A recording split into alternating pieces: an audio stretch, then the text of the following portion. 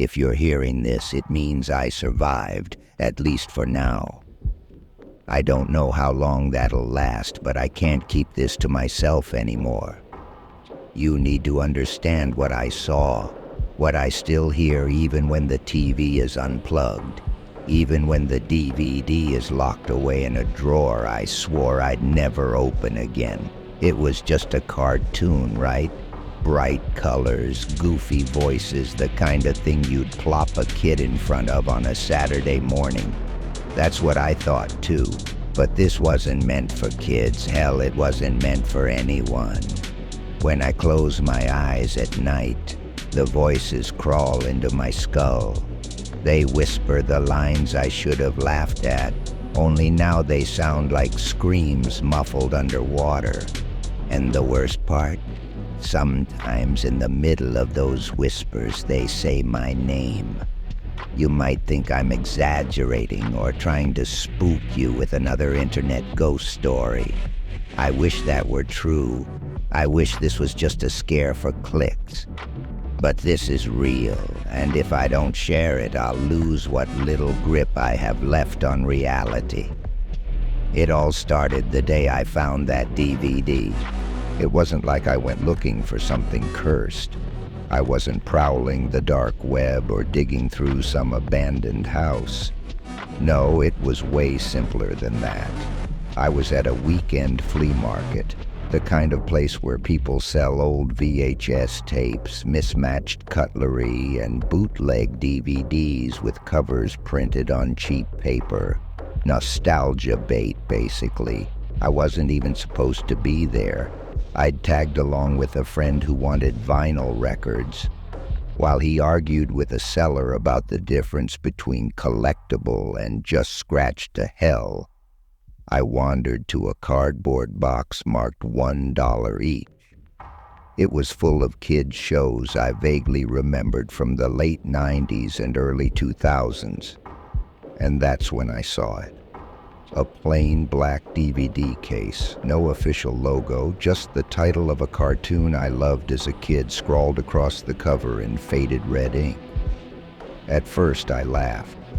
I figured it was some knockoff, maybe even an old recording burned to disc. The seller didn't even look up when I handed over $1. Here's where I should have walked away. I should have stopped the second I saw the cover art. The characters drawn off model, their smiles stretched just a little too wide, their eyes too big and too dark. But I told myself it would be funny, a trip down memory lane. That night I slid the DVD into my player, and that was the first mistake. The disc spun up with that familiar hum, and for a moment I felt like a kid again. The opening theme blasted through my speakers, catchy, goofy, the kind of tune you could hum without even realizing it. The characters danced across the screen, their voices high-pitched and cheerful, just like I remembered. I actually laughed out loud. Wow, this is exactly as dumb as it used to be, I said to myself. But then the cracks started showing. The animation didn't flow right. The colors bled into each other, too bright in some places and too dark in others. One of the main character's eyes lingered on the camera just a second too long, like it was watching me. Between scenes, the screen flickered with static, not the kind you'd expect from a scratched disc, but sharp, stuttering bursts, almost like flashes of something else spliced in. Once I could have sworn I saw a shadowed figure sitting in the background just for a frame. I leaned closer, muttering, "What the hell?" But the cartoon carried on, oblivious. The characters kept talking, though their voices didn't quite match the lip movements. And underneath the laughter track, faint but steady, I swear I heard whispering. Not dialogue, not part of the show, actual whispering. I picked up the remote to check the runtime, thinking maybe the disc was corrupted. That's when my stomach dropped. The timestamp wasn't moving forward. It was counting backward. I froze, watching the numbers tick down. 30 minutes, 29, 28. I told myself it was a glitch. I whispered, forcing a laugh I didn't feel. But then came episode 2. Episode 2 didn't wait for me to press play. The screen cut to black for a moment, the menu never appearing, and then the music started again. Except this time it wasn't the cheerful theme song. It was the same notes, yes, but dragged out off-key, like a child humming into a broken recorder. The characters shuffled into frame, their colors washed out, their outlines trembling as if the animators had lost control of their pencils. At first, they repeated the same lines from the pilot episode, but their voices were slower, deeper. The laugh track still played, but warped like children giggling underwater. And then one of them looked straight at me, not at the screen, not at some imagined audience, but at me. It wasn't just a show anymore, it was watching me. Their pupils dilated until their eyes were bottomless pools of black, their mouths stretching too wide to fit their faces.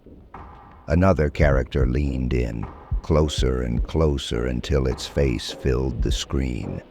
And that's when I heard it, my name, clear, deliberate, and spoken in that same sugary tone I used to associate with comfort. You'll want to know what the characters said to me, but I wish I could forget. It wasn't just words. It was a promise, or maybe a threat, whispered in the same cadence I use when I talk to myself. Hearing it made me feel like the show had been listening all along. The animation collapsed further, backgrounds smearing into gray static, lines jittering as if they were being erased in real time.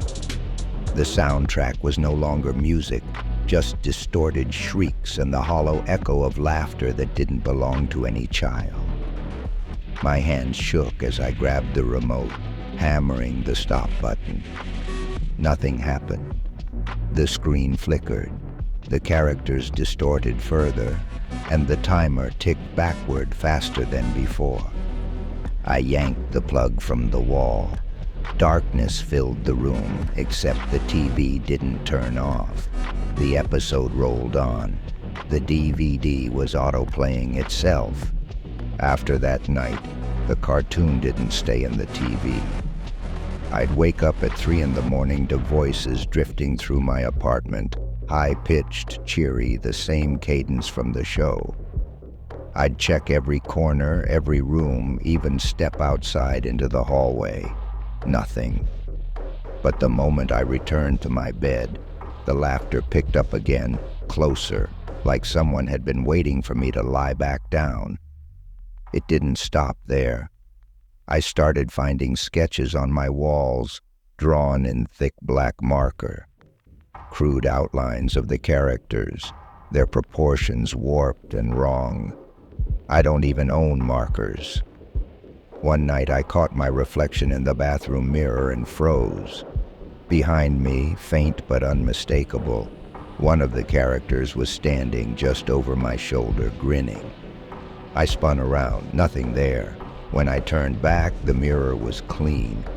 I tried telling a friend about it over coffee. He frowned, squinting at me. "You're overworked, man. You look like hell." "You didn't hear that?" I asked, panicked. "Hear what?" The voices had been clear as day, but only to me.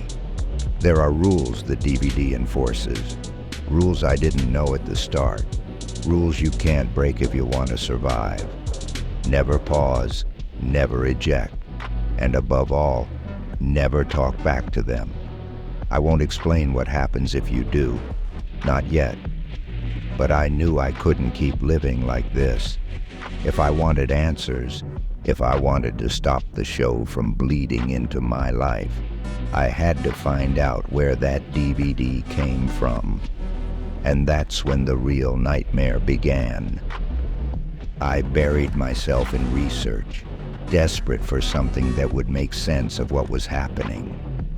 At first, I scoured the usual nostalgia forums, threads where people swap memories about half-forgotten shows. I posted a vague description of the DVD, hoping someone else had seen it. Hours passed, nothing but jokes about bootlegs and creepypasta bait. So I dug deeper. I combed through archived fan sites, production wikis, even abandoned message boards.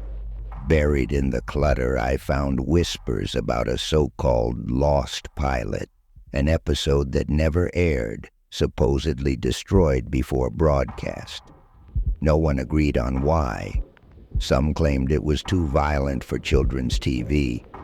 Others said the animators themselves had begged the network to pull it. Then the darker rumors surfaced. Posts about entire animation teams quitting overnight. Threads describing accidents during production, heart attacks, disappearances, deaths no one ever explained. It reminded me of other cases I've told you about before. The cursed tape, the unlisted podcast feed. Patterns, always patterns. One forum hinted at someone who had documented their own experience with a strange DVD just like mine. But when I clicked the link, the page was gone. No cached copy, no trace, as if it had been erased on purpose. By the time I pushed away from my desk, my eyes were burning from hours online. I told myself I'd rest, maybe clear my head. But when I stepped back into my living room, the TV was already on. The DVD tray was closed, and the show was playing by itself. That was it. I couldn't take another second of their voices echoing through my apartment. I yanked the DVD out of the player and hurled it against the wall. It cracked in half, or at least it looked like it did. When I picked it up, the disc was whole again, not even a scratch. I tried everything after that, snapping it, cutting it, burning it until the plastic curled and stank of chemicals. Each time when I turned around, the disc was back on the coffee table, pristine, waiting for me. I even ripped the files onto my computer and deleted them permanently. The next morning, the folder had reappeared, along with new video files I'd never made. When I pressed play on one of them, my blood froze. It was footage of me sitting on my couch staring at the TV. That's when I realized I wasn't watching anymore. I was being recorded. The characters appeared on screen, their smiles wider than ever. This time their voices weren't distorted. They were clear, sharp, and aimed directly at me. "You're part of the show now," they sang in unison. "Don't look away, don't leave." And I knew there was no stopping what came next. I don't know when the line blurred completely, but at some point I stopped being in my apartment and started being here, inside the show. The backgrounds loop endlessly. Pastel houses and bright skies stretch too thin like painted cardboard sets. The characters move around me, their faces fixed in that eternal grin, their eyes bottomless. They speak lines that sound rehearsed, but every so often they slip and say something only I should know. And now when I try to scream, the laugh track drowns me out. My voice doesn't belong to me anymore. It belongs to the broadcast. If you're hearing this, it means the episode got out. It means their signal reached you. So listen carefully. If you hear laughter behind you after this video ends, it means they've found you too. I want to tell you there's a way to stop it, some rule you can follow, some loophole I missed. But there isn't. The broadcast never stops. It only expands, feeding on anyone curious enough to press play. I shouldn't have pressed play, and neither should you.